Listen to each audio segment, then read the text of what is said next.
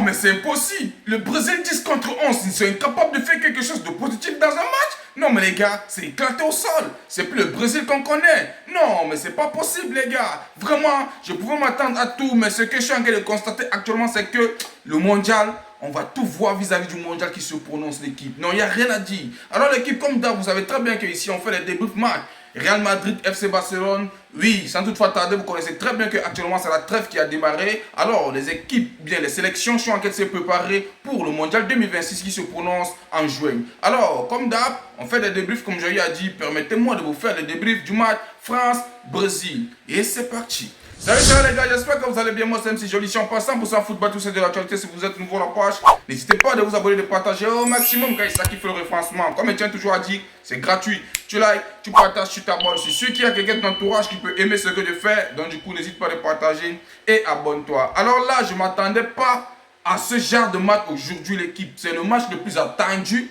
du début de la trêve. Alors, je pensais qu'on devait se régaler de malade, mais les gars, c'est comme si j'ai eu tort quelque part. Parce qu'il y a beaucoup à dire vis-à-vis de ce match. Non, il y a à dire, parce que le Brésil, là, ils doivent savoir qu'ils ont de véritables problèmes. Alors, sans doute tarder l'équipe, j'aimerais d'abord vous pousser à donner un maximum de respect pour ce monsieur qu'on appelle Kylian Mbappé.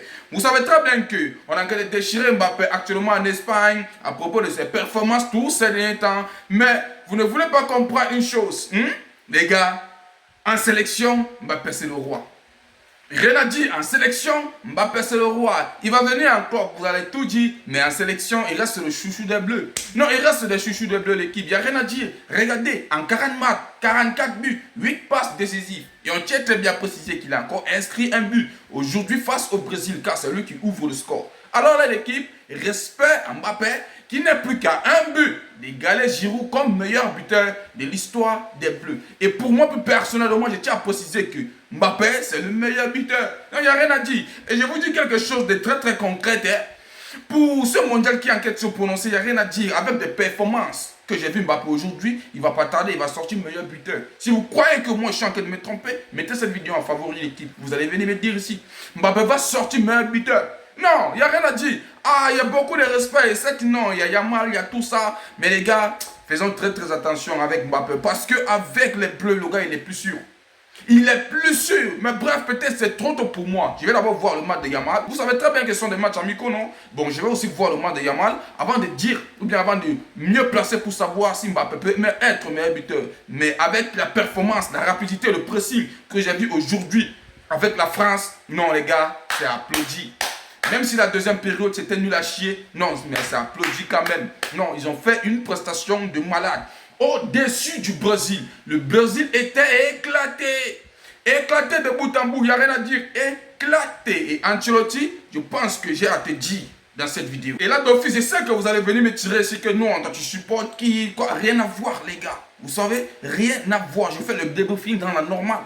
Rien à voir. Même si l'homme vient en France ou bien quoi que ce soit, il n'y a rien à voir. Alors l'équipe directement, par un magnifique classement que Didier Deschamps a eu à donner aujourd'hui, on tient très bien à préciser que si je vois le classement, c'est un classement 4-4-2. Directement, en termes de goal, vous connaissez très bien. Je ne vais pas me permettre de vous donner tous les noms. Vous connaissez très bien tous ceux qui ont joué aujourd'hui. Alors, si vous avez regardé le match, vous connaissez très bien. Et alors, l'équipe, si on revient dans le match, que ce soit la première période ou bien en termes de deuxième période, en termes de buts inscrits, tout ça, on tient très bien à préciser que le match a débuté aujourd'hui. Là où j'ai vu la France devant un Brésil qui était en train d'avoir un peu de problème quelque part. Mais les gars n'ont pas tardé de prendre les choses en main et de bien faire les choses. Parce que le Brésil aujourd'hui était à la rue. Mais excusez-moi d'abord parce que je dois vous donner les buts avant de dire Ancelotti ce qu'il doit réellement faire. Alors, comme j'ai dit, le match a débuté aujourd'hui. On a vu un Brésil qui était en train de jouer bloc bas. C'est là que je me suis posé la question à savoir si Ancelotti est en train de croire qu'il est en train de réaliser quelque part. Alors, le Brésil était en train de jouer bloc bas, ça n'a pas tardé à la 32e minute. Kylian Mbappé ne tarde pas d'inscrire un but par une passe décisive de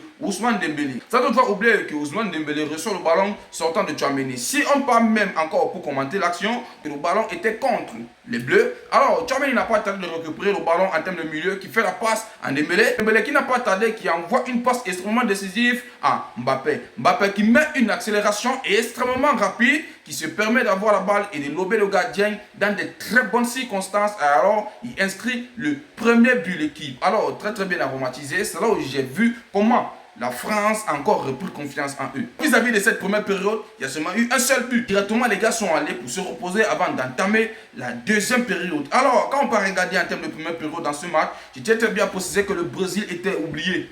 Non, le Brésil était oublié, même si les gars avaient l'effectif de 11, il n'y a rien à dire. Le Brésil était extrêmement oublié, les gars. Vous vous en rendez compte, le Brésil qui se permet de jouer bloc bas à l'équipe. Bloc bas à l'équipe. Comment les gars vont avoir les finitions? Même si, comment il s'appelle là? Il y a eu un joueur là. Oh, son nom m'échappe, je vais mettre en commentaire. Il a eu une action. Là, il a failli mettre dans les filets, mais malheureusement, il n'a pas pu. On a vu un Rafinha aujourd'hui éclaté au sol. Alors, on nous fait comprendre qu'il est sorti parce qu'il avait mal aux cuisses, tout ça. Mais les gars, Vinicius ou Ancelotti en train de vouloir créer le jeu sur lui, éclaté, rien à dire. Tous étaient éclatés. Parce que les gars étaient en train de jouer un bloc bas. Et la France a mis ce qu'on appelle du pressing. Ils ont secoué et les gars n'ont pas tardé. Ils ont buté. Directement, le match a continué. Alors, à la 55e minute, ça n'a pas tardé. Un carton rouge qui surgit en défaveur de la France par Upamecano. Alors, on tient très bien à préciser que non, c'était extrêmement un rouge. Vous allez me dire que non, il n'y avait pas un rouge, rien à voir. Et s'il y a un rouge, c'est à propos de la France qui a baissé la cadence en termes de deuxième période. Parce que Upamecano se voit en train de défendre pour que le but ne puisse pas entrer, et c'est normal. Parce que l'équipe de France a complètement oublié ce qu'ils étaient en train de faire au stade. Ils ont rendu le moment extrêmement sombre. Le Brésil n'a pas tardé, ils ont surfé, ils ont pris le dessus. Et les gars essayaient d'aller pour faire quelque chose de bon. Upamecano s'est coupé un rouge, mais les gars, il a sauvé. Il a sauvé. Alors directement, comme j'ai dit, Upamecano n'a pas tardé de se couper un rouge. L'effectif est descendu à 10 contre 11 en faveur du Brésil. Le match a continué de bout en bout. Là, nous, on pensait très bien que le Brésil devait revenir en force. Sachant très bien que les gars sont en train de jouer 10 contre 11. Les gars, on s'est menti. Car à la 65e minute, à peine le joueur sort, à peine Upamecano sort, on tient très bien à préciser qu'à la 65e minute, Hugo Ekitike inscrit un but par une passe décisive de Michael Olise. Et qu'est-ce que vous allez me dire? Si on peut regarder, c'est une action construite via Rabiot. Très bien construite, les gars. Il n'a pas tardé. Le gars a fait quelque chose de bon et Ekitike n'a pas tardé de terminer. Ekitike aujourd'hui, même si quelque part c'était pas trop ça, il a fait un grand match.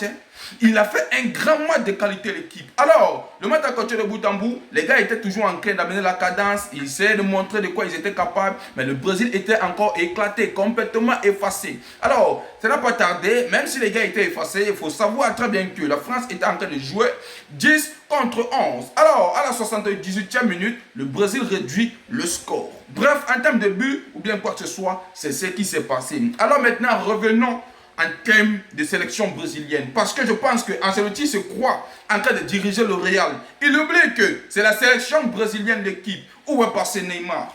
Non, faut se dire la vérité. Où est passé Neymar? Comment tu peux te permettre de jouer bloc bas avec un Brésil qui doit se permettre de mettre du pressing? Alors là, le ballon va seulement se permettre de venir au goal. Et comment ils vont faire? Comment ils vont faire? Ça va entrer l'équipe. Le Brésil ne doit pas se permettre de jouer bloc bas à l'équipe. Aujourd'hui, c'est un nul à chien. Un Brésil ou bien Ancelotti qui se permet de mettre tout le jeu sur Vinicius Junior. Les gars, mais c'est bidon. On a se dire la vérité, c'est bidon. Mais Ancelotti, tu as manqué de quoi mettre dans ta tête ou bien tu ne peux pas mettre tout le jeu sur Vinicius. Mais Vinicius, c'est qui au bout d'un moment? Est-ce que vous avez vu son palmarès en termes de sélection? Non, sans toutefois manquer de respect. Est-ce que vous avez vu son palmarès en termes de sélection? C'est là où ça s'explique et ça se voit maintenant que Neymar à 40%. C'est lui qui contribue à la sélection et il a sa place. Je pense que c'est un homme heureux. Et je crois maintenant que vis-à-vis du match que tu as eu à réaliser là aujourd'hui, tu ne vas pas faire l'erreur d'oublier Neymar aux oubliettes. Parce que dans le mondial, si vous voulez que le Brésil soit en pétard, vous devez amener Neymar. Au cas contraire, vous allez regretter toute votre vie. Toute votre vie, vous allez regretter. Vraiment, c'était éclaté. Ancelotti, je pense maintenant que c'est le moment pour toi de marcher les chewing-gums. Parce que non, c'est éclaté. Vraiment, sur ce match amical aujourd'hui, j'ai constaté vraiment qu'on ne va pas se régaler comme on pense, mais on va se régaler en termes de mondial.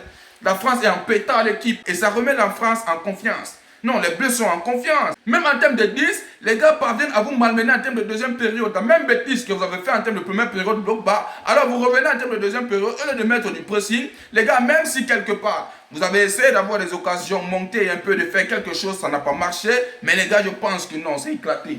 Non, c'est éclaté, vous ne pouvez... Oui, parce que c'est un très grand match qu'on attendait aujourd'hui. C'est le plus grand rendez-vous d'aujourd'hui. Il y avait beaucoup de matchs qui se déroulaient. Il y avait beaucoup de pays qui jouaient, les gars. Nous, on a boycotté. Nous, on était seulement focus pour regarder le match de la France. Alors nous, on pensait vraiment qu'on devait voir quelque chose de bon. Mais les gars, le Brésil nous a déçus. Non, les gars, le Brésil nous a déçus. La France était extrêmement supérieure, il n'y a rien à dire. Moi, j'ai vu la France qui était extrêmement dégagée, en train de faire quelque chose de bon. Mbappé qui était à l'aise, il avait l'espace à tout lui seul. Un Dembélé qui se permet de naviguer, de montrer des scènes comme il veut. Alors un Ekitike qui avait son espace aussi seul parce que son couloir, le gars gérait. Non, le gars géré, il n'y a rien à dire. Un Rabiot que je coupe aussi beaucoup de respect. Un Tchouaméni qui a fait un match de patron de qualité. En termes de milieu, les gars, il a su partout. Tchouaméni aujourd'hui a fait un match de patron. Non, un match de patron. Quelque part, même quand il sortait, le gars s'est posé des questions. Mais qu'est-ce qui se passe? Parce que j'ai vu, il a demandé, mais qu'est-ce qui est en train de se passer? On a mis Kanté, tout ça, mais il faut savoir aussi que Kanté, il a besoin d'espace. Parce que Kanté, c'est un dérangeur, c'est un perturbateur. Quand il vient, c'est pour déranger.